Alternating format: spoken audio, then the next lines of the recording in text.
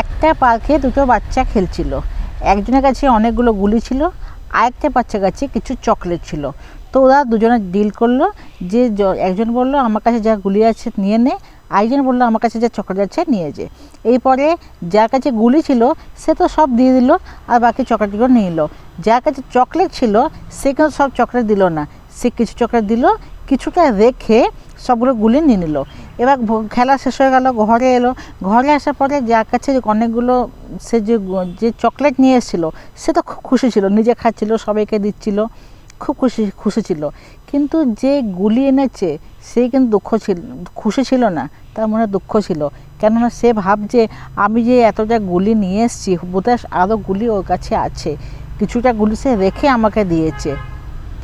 তো বন্ধু, এই দুনিয়াটাও আমাদের প্রতিবিম্ব, মানে আমাদের যে আমরা নিজেরা যা আমরা দুনিয়াটাকে সেভাবেই দেখি।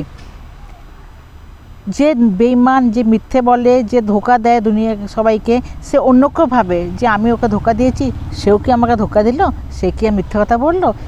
যে নিজে যেটা সে অন্যজনকে সেটাই ভাবে, আর তার কর্মফলও সে পায় দুঃখ।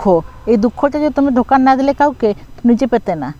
তার জন্য কাউকে দুঃখ দিও না, কারোর সাথে বেইমানি করো না, কাউকে মিথ্যে কথা বলো না, কি নিজেও তোমার চেহারাটা তার মধ্যে দেখে নিজেকে দুঃখ দিও না। সবসময় ভালো করো তো ভালো পাবে, ভালো করলেই ভালো পাবে। আর অপরকে দুঃখ দিলে, অপরকে বেইমানি করলে, অপরের সঙ্গে মিথ্যে কথা বললে তুমিও সেটাই ফিরে পাবে। পাও কি না পাও, তোমার মনটাও দুঃখ থাকবে না। কি ঠিক বললাম তো?